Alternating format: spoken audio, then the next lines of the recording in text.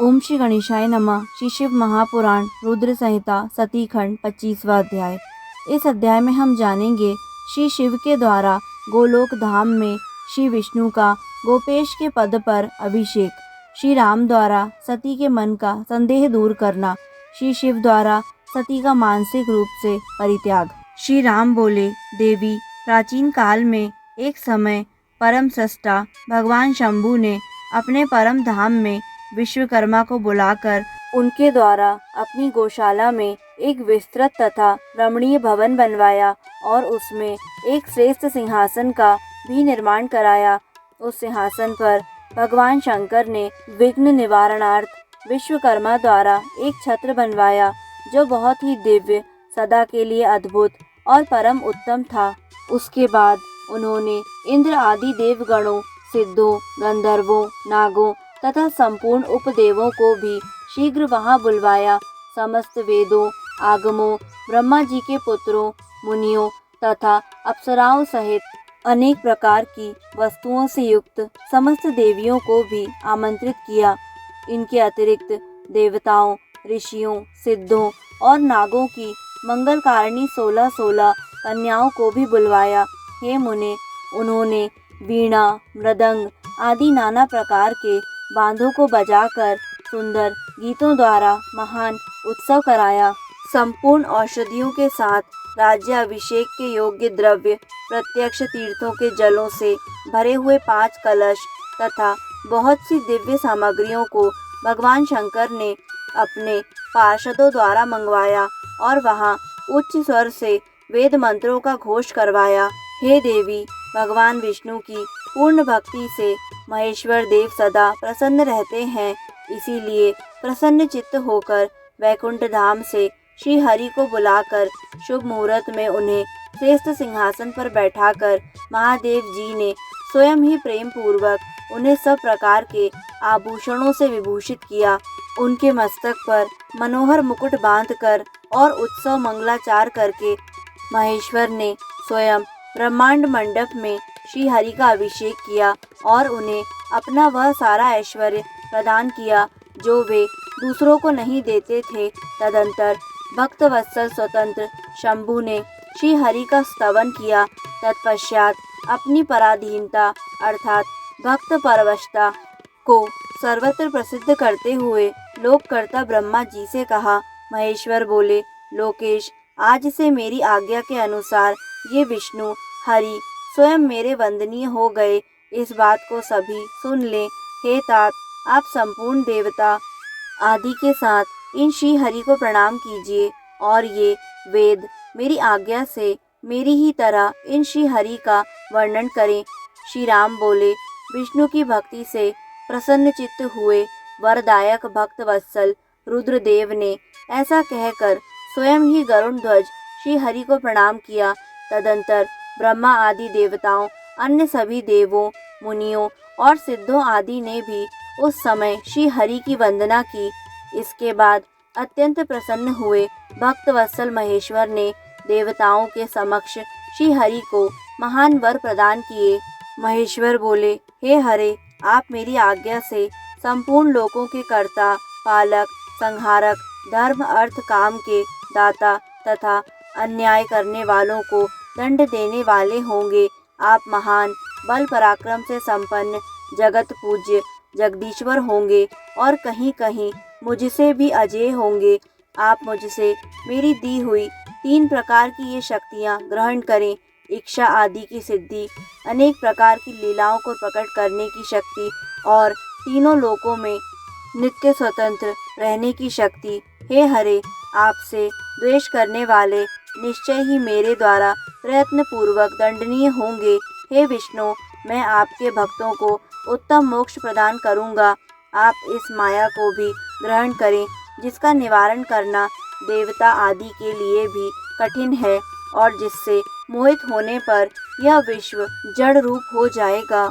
हरे, आप मेरी बाईं भुजा हैं और विधाता दाहिनी भुजा है।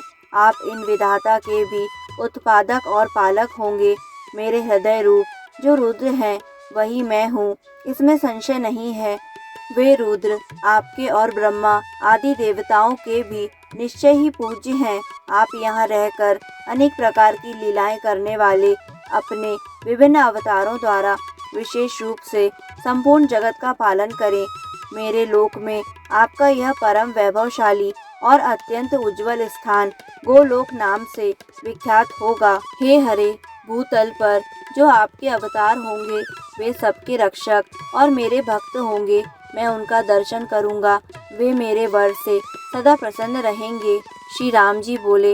इस प्रकार श्री हरि को अपना अखंड ऐश्वर्य प्रदान कर उमापति भगवान हर स्वयं कैलाश पर्वत पर रहते हुए अपने पार्षदों के साथ स्वच्छंद क्रीड़ा करने लगे। तभी से भगवान लक्ष्मीपति ने गोप वेश धारण कर लिया और वे गोप गोपी तथा गौओं के अधिपति होकर बड़ी प्रसन्नता के साथ वहां रहने लगे। वे विष्णु भी प्रसन्न चित्त होकर समस्त जगत की रक्षा करने लगे। वे शिव जी की आज्ञा से नाना प्रकार के अवतार धारण करके जगत का पालन करने लगे। इस समय वे श्री हरि भगवान शंकर की आज्ञा से 4 रूपों में अवतीर्ण हुए हैं। उनमें एक मैं राम हूँ और भरत, लक्ष्मण तथा शत्रुघ्न है। हे देवी, हे सती, मैं पिता की आज्ञा से सीता और लक्ष्मण के साथ वन में आया हूँ और भाग्यवश इस समय मैं दुखी हूँ। यहाँ किसी निशाचर ने मेरी पत्नी का हरण कर लिया है और मैं विरही होकर भाई के साथ वन में अपनी प्रिया की खोज कर रहा हूँ। हे सती, हे माता, जब आपका दर्शन प्राप्त हो गया तब आपकी कृपा से सर्वथा मेरा कुशल ही होगा, इसमें संदेह नहीं है।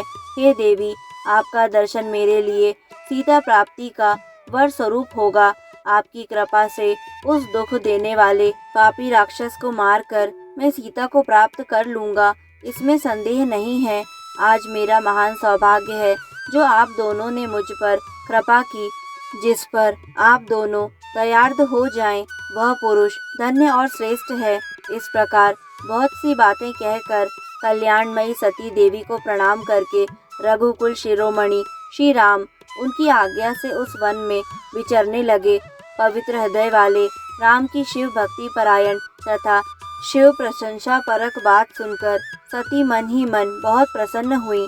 तदंतर अपने कर्म को याद करके उनके मन में बड़ा शोक हुआ। उनकी अंग कांति फीकी पड़ गई और वे उदास होकर शिव जी के पास लौट आईं। मार्ग में जाती हुई देवी सती बारंबार चिंता करने लगी कि मैंने भगवान शिव की बात नहीं मानी और श्री राम के प्रति कुत्सित बुद्धि कर ली। अब शंकर जी के पास जाकर उन्हें क्या उत्तर दूंगी। इस प्रकार के विचार करने पर उन्हें बहुत पश्चाताप हुआ। शिव जी के पास जाकर उन सती ने उन्हें हृदय से प्रणाम किया।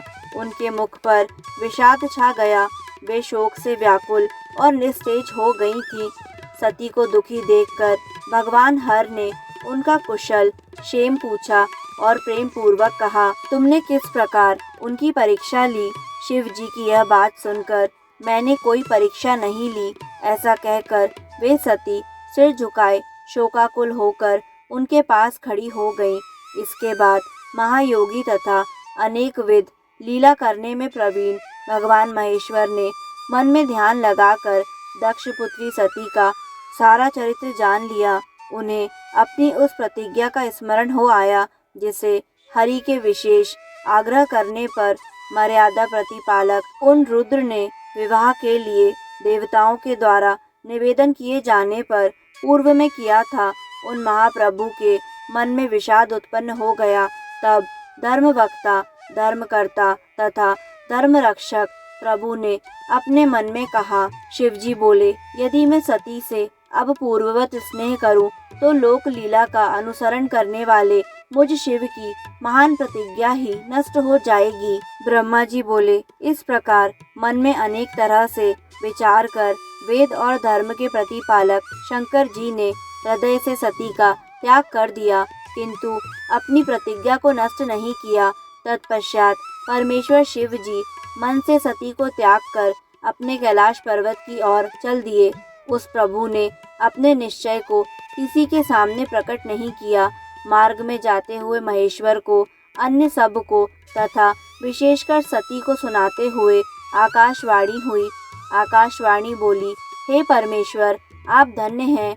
इस त्रिलोकी में आपके समान कोई भी नहीं है जिसने आज तक ऐसी प्रतिज्ञा की हो। आप महायोगी तथा महाप्रभु हैं। ब्रह्मा जी बोले। यह आकाशवाणी सुनकर कांति से हीन देवी सती ने शिव से पूछा, हे नाथ, आपने कौन सी प्रतिज्ञा की है?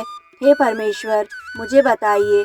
सती के इस प्रकार पूछने पर भी सबका हित करने वाले प्रभु ने पहले अपने विवाह के विषय में भगवान विष्णु के सामने जो प्रतिज्ञा की थी उसे नहीं बताया।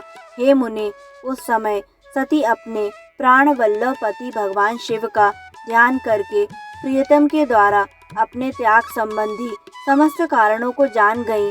शंभु ने मेरा त्याग किया है, इस बात को जानकर दक्ष कन्या सती बार बार श्वास भरती हुई शीघ्र ही अत्यंत शोक में डूब गई, बारंबार सिसकने लगी।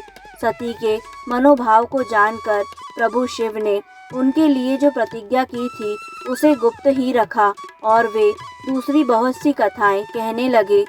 इस प्रकार नाना प्रकार की कथाएं कहते हुए वे सती के साथ कैलाश पर जा पहुँचे और श्रेष्ठ आसन पर स्थित हो समाधि लगाकर अपने स्वरूप का ध्यान करने लगे। सती अत्यंत व्याकुलचित होकर अपने धाम में रहने लगी। हे मुने, शिवा और शिव के उस चरित्र को किसी ने नहीं जाना। हे महामुने, इस प्रकार स्वेच्छा से शरीर धारण करके लोक लीला का अनुसरण करने वाले उन दोनों प्रभुओं का बहुत सा काल व्यतीत हो गया। तत्पश्चात उत्तम लीला करने वाले महादेव जी ने ध्यान तोड़ा। यह जानकर जगदम्बा सती वहां आई और उन्होंने व्यथित हृदय से शिव को प्रणाम किया। उदार चित्त वाले शंभु ने उन्हें अपने सामने बैठने के लिए आसन दिया और वे बड़े प्रेम से बहुत सी मनोरम कथाएं कहने लगे। उन्होंने वैसी ही लीला करके सती के शोक को तत्काल दूर कर दिया। वे पूर्ववत सुखी हो गईं। फिर भी शिव जी ने अपनी प्रतिज्ञा को नहीं तोड़ा। हे तात, परमेश्वर शिव जी के विषय में यह कोई आश्चर्य की बात नहीं समझनी चाहिए। हे मुनि लोग शिव और शिवा की ऐसी ही कथा कहते हैं। कुछ मूर्ख लोग उन दोनों में वियोग मानते हैं, परंतु उनमें वियोग कैसे संभव है? शिवा और शिव के वास्तविक चरित्र को कौन जान सकता है? वे दोनों सदा अपनी इच्छा से क्रीड़ा करते और भांति भांति की लीलाएं करते हैं। सती और शिव वाणी और अर्थ की भांति एक दूसरे से नित्य संयुक्त हैं। उन दोनों में वियोग होना असंभव है।